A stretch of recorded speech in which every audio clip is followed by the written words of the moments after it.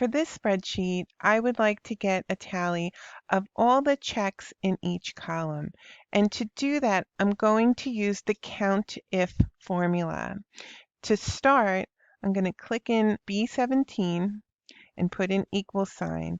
And then I'm going to type in countif and then open my parentheses.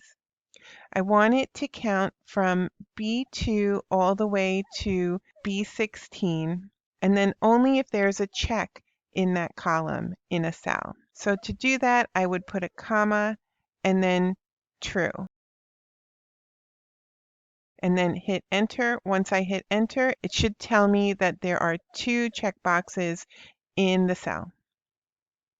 Now, to make sure this formula gets copied over to all the rest of the columns, I'm going to use the data fill tool. You want to select your cell, which is already selected, and then put your insertion point right on that blue box so that it turns into a plus sign.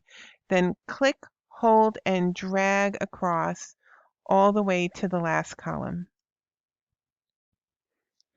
You will notice that when you use the data fill tool, it copies the formula but changes the parameters relative to the column or cells.